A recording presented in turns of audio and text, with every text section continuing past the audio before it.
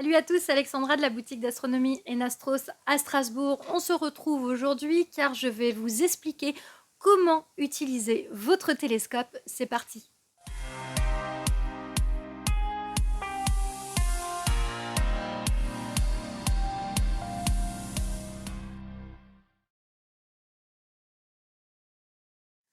Alors avant de vous expliquer comment utiliser votre instrument, il faut bien que vous compreniez quel type d'instrument vous possédez.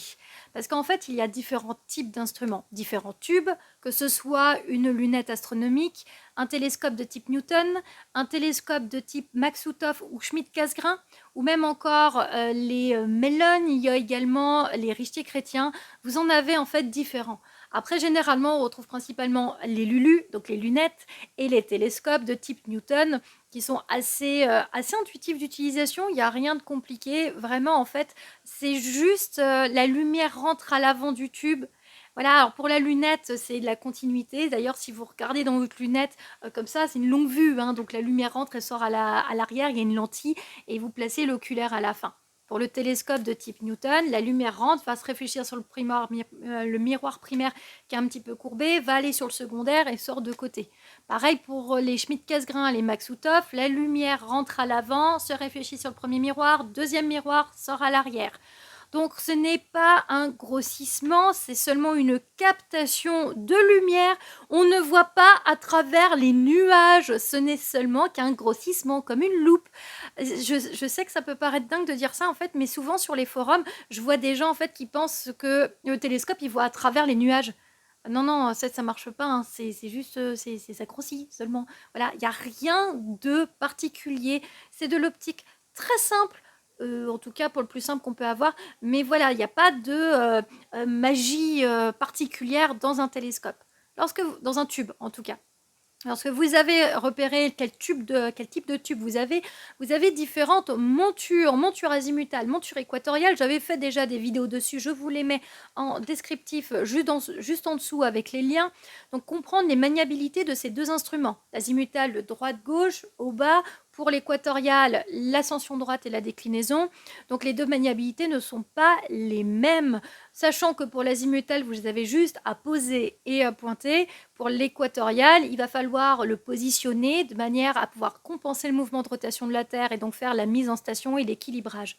Si jamais, pareil pour ça, j'ai donc ma vidéo sur le Dobson et la vidéo sur les montures équatoriales que je vous mets en dessous. Et là, vous remarquez peut-être que toutes les vidéos que j'ai faites ces dernières années, elles n'étaient pas en fait, c'était pas si anodin que ça. C'était vraiment pour aider à comprendre comment utiliser le matériel. Après, il y a sur les montures Dobson ou les montures équatoriales, on peut avoir le système de Goto, c'est la recherche automatique, ou même avec une petite motorisation. Alors là, dans cette vidéo, je ne parlerai pas du Goto ou des motorisations, mais pareil, j'ai aussi fait une vidéo sur le Wi-Fi, donc à la limite, vous pouvez aller voir, parce que maintenant, les Dobson Goto, ils sont de toute façon, ils ont le Wi-Fi intégré. En fait, je pense qu'on va avoir de plus en plus le Wi-Fi qui va être présent dans les montures à venir, donc ça va vraiment être pratique. Enfin, moi, voilà, moi, de toute façon, j'ai conclu cette vidéo sur le Wi-Fi, donc ça va vraiment être très pratique. Maintenant que vous avez compris quel type d'instrument, donc tube et monture vous avez, il vous suffit d'aller chercher les objets du ciel profond. Bon, c'est comme la voiture, hein. Quand vous avez une voiture, peu importe le type ou la marque, il faut apprendre à conduire. Bah là, c'est un petit peu pareil et c'est pour ça qu'il y a mes vidéos le mardi. Le mardi, je fais donc une vidéo qui sort pour vous orienter sur un astre du ciel profond, nébuleuse, galaxie, amas d'étoiles. Mes vidéos vous aident en fait, ou plutôt peut-être elles ont plutôt pour but un petit peu de vous motiver à sortir et aller rechercher un astre que vous n'avez peut-être pas encore découvert avec mes petits moyens mémotechniques pour aller les rechercher. Je m'aide des atlas. Voilà, comme celui-ci par exemple, ici de Monsieur Gadal, ou de livres, ou de magazines, des cartes tournantes.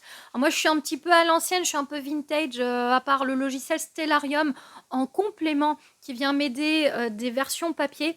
Je sais qu'il y a beaucoup de gens qui utilisent des applications. Après, les applications, le problème sur le téléphone, c'est qu'il faut vraiment que ce soit bien orienté parce qu'en fait, sinon, vous n'êtes pas du tout dans le bon axe. Après, moi, je reste une inconditionnelle des cartes tournantes parce qu'elles nous permettent de comprendre qu'en fait, à certains moments de l'année, certaines constellations sont visibles à d'autres moments, mais pas à la même heure. En fait, souvent, quand vous allez avoir l'application, et ben, en fait, ça va vous donner votre temps réel, mais vous ne comprenez pas les mouvements. Alors qu'en fait, c'est cyclique et ça revient. Par exemple, on dit toujours que Orion, c'est une constellation d'hiver, mais en fait, on peut déjà observer Orion sur d'autres périodes, mais beaucoup plus tôt dans l'année. Voilà, en automne, en fait, on observe déjà Orion. Mais c'est vrai que c'est des petits points de repère comme ça à avoir, et ça s'apprend. Comme la conduite, tout simplement, comme pour tout, tout s'apprend avec le temps. L'essentiel, c'est que vous preniez votre propre temps, que vous preniez le temps de comprendre la maniabilité de votre instrument, que vous recherchiez les constellations, que vous compreniez un petit peu où est situé tel ou tel amas ou telle galaxie par rapport au point de repère des étoiles les plus lumineuses. Vraiment, enfin moi c'est comme ça que je fais, c'est-à-dire qu'il y a encore énormément d'astres que je ne sais pas, je ne sais pas où ils sont. Mais voilà, c'est pas grave. Alors que ça fait 17 ans que j'ai le télescope. 17 ans, on est en... Oui, oui, ça fait perpète. Ouais, parce qu'on est en 2022, donc oui, effectivement, ça fait une panoplie. Et j'ai commencé par la Lune, bien sûr, vous pouvez commencer par notre satellite naturel qui est quand même assez lumineux. Alors franchement, la Lune, moi, le premier soir, je l'ai trouvée. Hein. Bon, on était en période de pleine Lune, on voyait qu'elle, elle était tellement lumineuse. J'ai orienté mon instrument vers la lumière. Voilà, alors pareil, vous allez constater qu'il y a certaines périodes où on ne voit pas la lune, on la voit le matin. Forcément, quand on est proche de la nouvelle lune, quand on approche, hein, quand on décroît, et ben forcément, elle va être visible vers 4-5 heures du matin. Et il y a d'autres moments, on va la voir très tôt ou très bas, si elle est en croissant ou si elle est en gibbeuse. Voilà, c'est aussi des petites périodes comme ça. Parfois, elle est très haute dans le ciel lorsqu'elle est placée dans le Cancer, et parfois, elle est très basse, elle devient rousse lorsqu'elle est dans le Capricorne. Et ça, ce sont toutes ces observations-là, au fur et à mesure des années, qui vont vous faire prendre vraiment le... Je sais que vous connaissez les mouvements célestes. En fait, je pense que vraiment, on les comprend quand on les voit réellement lorsqu'on fait de l'observation. Et ça se fait pas en une année parce qu'il y a forcément, il y a des moments où il fait moche, donc on ne peut pas observer. Et c'est vraiment des mouvements cycliques qui reviennent d'année en année. Pareil, après la Lune, vous pouvez faire les planètes. Alors les planètes, pareil, comme elles tournent autour du Soleil, à certains moments de l'année, elles ne sont pas visibles et il y a d'autres moments où elles sont visibles. Il y a même des périodes plus propices lorsque la Terre rattrape la course de la planète plus éloignée ou que Mercure ou Vénus rattrape la course. Pas forcément parce qu'à ce moment-là, quand elle rattrape la course, on n'est pas bon puisqu'elle est devant le Soleil un petit peu, ouais, lorsqu'on est sur les côtés. Pareil, donc c'est ce que je dis. Il y a des mouvements en fait d'observation, des moments d'opposition justement entre les planètes et le Soleil. Et c'est vraiment à ces moments-là qu'il faut favoriser l'observation. Je vous donne un exemple. Moi, la première fois que j'ai observé Saturne, il y a 17 ans, alors en fait, Saturne, elle fait une révolution autour du Soleil, donc un tour autour du Soleil en 30 ans. C'est long. J'ai un an saturnien et quelques. C'est plutôt cool, une petite année. Ça veut dire qu'il y a 17 ans, quand j'ai utilisé mon télescope pour la première fois et que je l'ai observée, elle était située dans une certaine constellation. Maintenant, elle est située dans une autre constellation. Nous avions, peut-être que vous aviez vu, je vous fais une petite... vous allez voir, c'est logique ce que je suis en train de raconter. Il y a 2 ans, donc un an et demi, en décembre 2020, il y a eu la conjonction, le rapprochement de Jupiter et de Saturne. Jupiter tourne autour du Soleil en 12 ans. Jupiter rattrapait la course de Saturne, ça veut dire que les deux étaient très proches. Et donc, lorsqu'on les a observées, nous, vues de la Terre, eh ben, elles étaient l'une à côté de l'autre. Jupiter est en train de continuer sa course, bien sûr. Elle est en train donc de s'éloigner. Et donc, dans 12 ans, lorsqu'elle aura refait un tour, Saturne, elle aura aussi continué. Et donc, il nous faudra 14 ans. Si je ne me trompe pas, c'est 14, 20 ans. Je vous mettrai une petite étoile, je crois que c'est 20 ans. Tous les 20 ans, du coup, on retrouve du coup cette conjonction du coup des deux planètes. Elles étaient à ce moment-là, en 2020, dans la constellation, elles se situaient dans la constellation du Capricorne. Elles étaient extrêmement basses, le Capricorne. C'est là où le Soleil se situe en hiver, donc c'est là où c'est la constellation du zodiaque la plus basse en latitude. Lorsque je l'ai observé il y a 17 ans, sachant que Saturne a une révolution de 30 ans, et bien Saturne était au plus haut. Elle était dans la constellation du Cancer, potentiellement Cancer ou Gémeaux, et donc en fait elle était au plus haut. Moi je me souviens qu'il y a 17 ans, quand j'ai observé Saturne la première fois, j'étais épatée. Elle était beaucoup plus lumineuse, elle était beaucoup plus nette à observer que que du coup ces derniers temps où elle est très basse par rapport à l'horizon. Et ça, franchement, je ne le savais pas à l'époque. Voilà, il y a 17 ans, quand j'ai observé Saturne pour la première fois, je ne me rendais pas compte qu'elle était haute. Moi, je savais que c'était elle parce que je le voyais dans les magazines. Il y avait toujours les éphémérides dans les magazines astro. Donc, je savais repérer Saturne comme ça à l'œil nu, sachant qu'elle est quand même très lumineuse aussi. Elle a quand même cette petite teinte un peu jaunâtre qui la distingue de certaines étoiles. Et donc, c'est vrai que quand je l'ai observée, elle était vraiment très belle. Dans mon souvenir, elle était incroyable. J'ai un 139, j'ai commencé avec un 139-101. Donc, pour vous dire à quel point je l'ai trouvée vraiment spectaculaire. C'est pas les photos de Hubble ou de Voyager, on est d'accord. C'est pas gigantesque. Par contre, je l'ai vue distinctement avec ses anneaux. Là, quand je l'observe ces derniers temps, donc là, elle remonte en fait, puisque elle était au plus basse en 2020. Et là, elle est en train de remonter dans les constellations, puisqu'elle vient de passer, si je ne me trompe pas, elle vient de passer le Verseau, elle doit être dans les Poissons.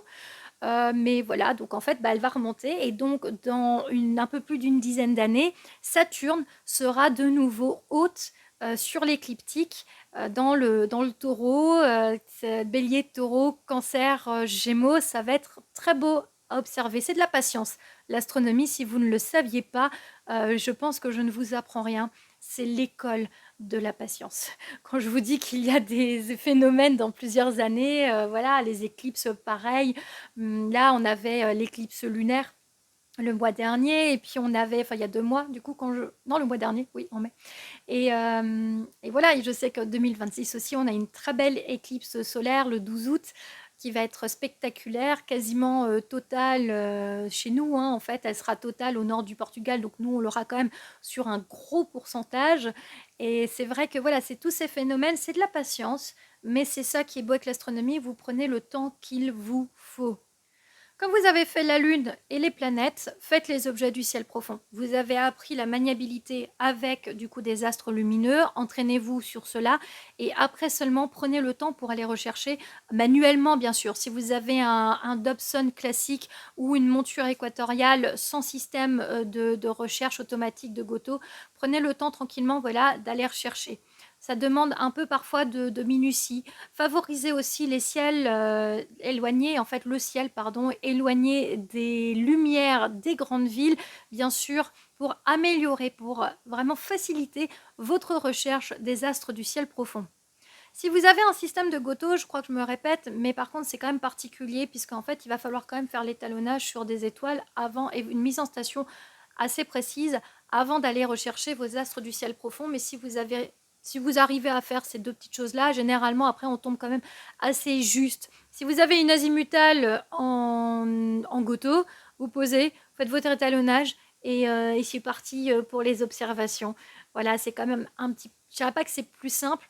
J'ai mis 10 ans à passer au système de Goto avec mon AZ GTI. Maintenant, j'en ai quelques-unes. J'ai une EQ3 de Goto, j'ai la EQ6R Pro. Je connaissais bien sûr le Goto bien avant. Ça veut dire que j'avais déjà eu l'occasion de l'utiliser en soirée astro avec des copains, des montures de copains.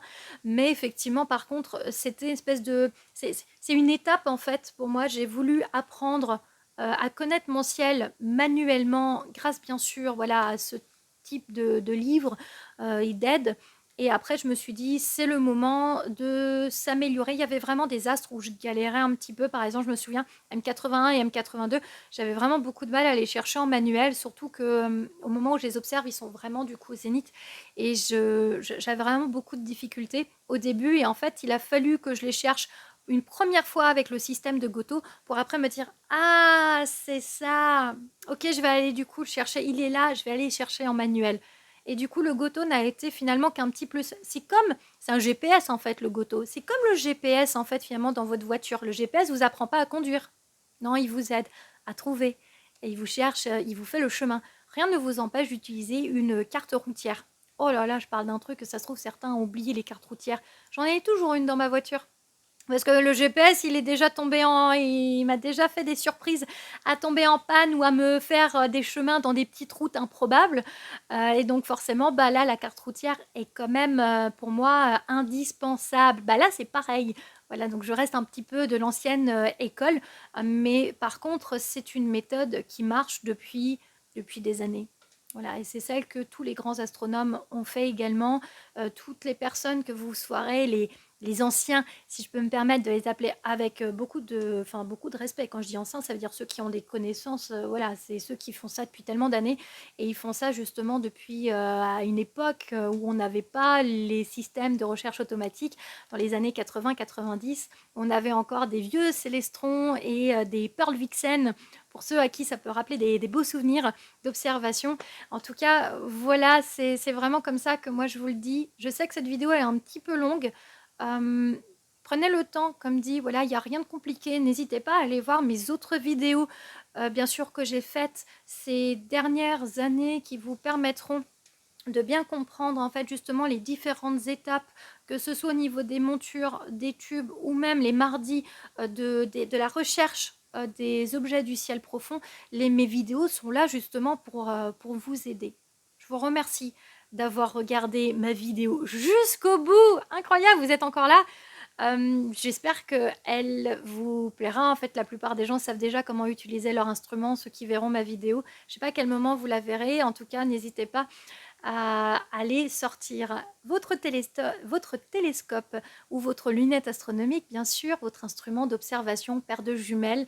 Dès que vous en avez l'occasion, regardez bien le ciel que vous avez en ce moment et allez rechercher les objets du ciel profond qui sont les plus favorables. N'hésitez pas à vous abonner à ma chaîne pour soutenir mon travail. N'hésitez pas également à me suivre sur les réseaux sociaux. Il y a le Facebook Enastros, l'Instagram Alex Enastros et enastros.fr. Je vous remercie également à tous ceux qui suivent mes vidéos, qui découvrent ma boutique et qui passent me voir à Strasbourg. Mais ça me fait tellement plaisir en fait, mais je suis tellement en fait, enfin, je sais pas, ça me fait tout bizarre en fait parce que voilà, on se voit par le biais d'un écran et quand je vous vois en vrai, en fait, moi je vois vos noms, donc je ne sais pas quelle tête vous avez quand vous vous présentez et que vous me dites voilà c'est moi et je vous suis sur YouTube ou sur les réseaux sociaux. En fait, ça me touche en fait de me dire que je suis pas toute seule à faire de l'astro. En fait, on est vraiment beaucoup et c'est ça qui est merveilleux. Donc merci à vous tous qui regardez les étoiles. À la prochaine. Salut.